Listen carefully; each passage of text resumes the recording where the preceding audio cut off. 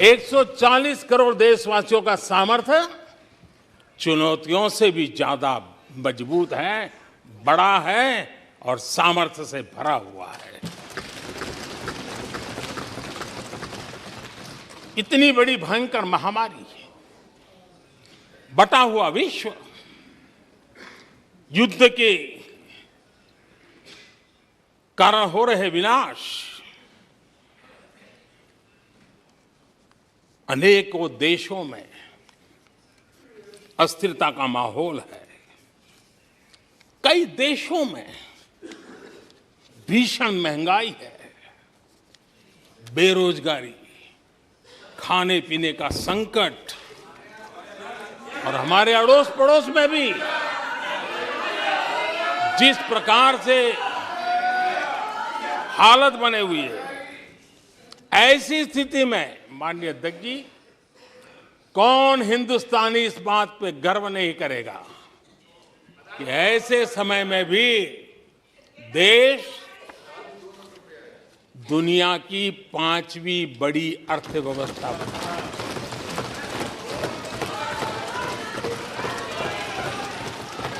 आज पूरे विश्व में भारत को लेकर के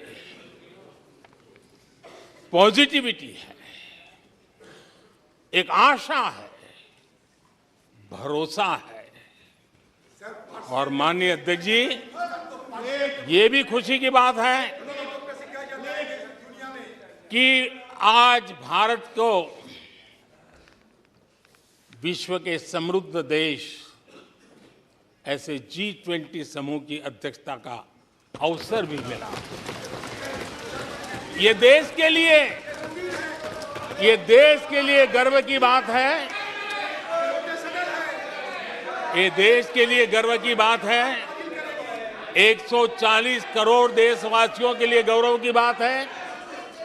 लेकिन मुझे लगता है, पहले मुझे नहीं लगता था, लेकिन अभी लग रहा है शायद इससे भी कुछ लोगों को दुख हो रहा है।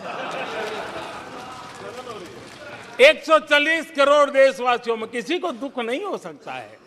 वो आत्मनिरीक्षण करे, वो कौन लोग हैं जिसको इसका भी दुख हो रहा है। माननीय अध्यक्ष जी,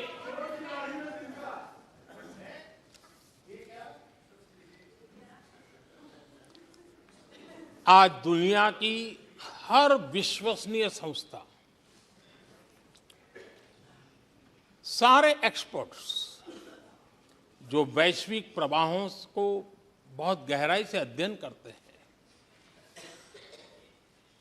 जो भविष्य का अच्छे से अनुमान भी लगा सकते हैं, उन सबको आज भारत के प्रति बहुत आशा है, विश्वास है और बहुत एक मात्रा में उमंग भी है। और आखिर ये सब क्यों? ऐसे ही तो नहीं है। आज पूरी दुनिया भारत की तरफ इस प्रकार से बड़ी आशा की नजरों से क्यों देख रही है? इसके पीछे कारण है। इसका उत्तर छिपा है भारत में आई स्थिरता में, भारत की वैश्विक साख में, भारत के बढ़ते सामर्थ्य में और भारत में बन रही नई संभावनाओं में। माननीय अध्यक्ष जी, हमारी रोजमर्रा की जिंदगी में जो बातें हो रही है, उसी को मैं अगर शब्दबद्ध करूं और कुछ बातें उदाहरण से समझाने की कोशिश करूं। अब आप देखिए,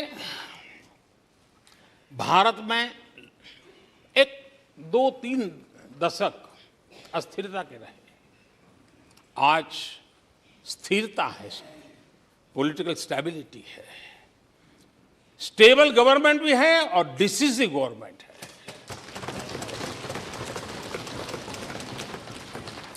और उसका भरोसा स्वाभाविक होता है।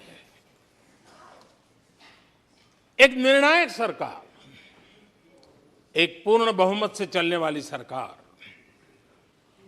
वो राष्ट्रहित में फैसले लेने का सामर्थ्य रखती है। और ये वो सरकार है, रिफॉर्म आउट ऑफ कंपल्सन नहीं, रिफॉर्म आउट ऑफ कन्विक्शन हो रहे हैं। और हम इस मार्ग पर हटने वाले नहीं हैं, हम चलते रहेंगे। देश को समय की मांग के अनुसार जो चाहिए वो देते रहेंगे। माननीय अध्यक्ष जी, एक और उदाहरण की तरफ मैं जाना चाहूंगा। इस कोरोना काल में मेड इन इंडिया वैक्सीन तैयार हुई। भारत ने दुनिया का सबसे बड़ा वैक्सीनेशन अभियान चलाया।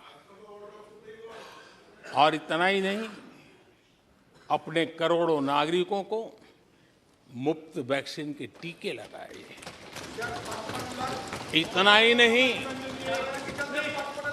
150 से ज्यादा देशों को इस संकट के समय हमने जहां जरूरत थी वहां दवाई पहुंचाई, जहां जरूरत थी वहां वैक्सीन पहुंचाई। और आज विश्व के कई देश हैं जो भारत के विषय में इस बात पर बड़े गौरव से विश्व के मंच पर धन्यवाद करते हैं, भारत का गौरवगान करते हैं। उसी प्रकार से तीसरे एक पहलू की तरफ ध्यान देते हैं। इसी संकट काल में आज भारत का डिजिटल इंफ्रास्ट्रक्चर, जिस तेजी से डिजिटल इंफ्रास्ट्रक्चर ने अपनी एक ताकत दिखाई है, एक आधुनिकता की तरफ बदलाव किया है, पूरा विश्व इसका अध्ययन कर रहा है। मैं पिछले दिनों G20 समिट में बाली में था।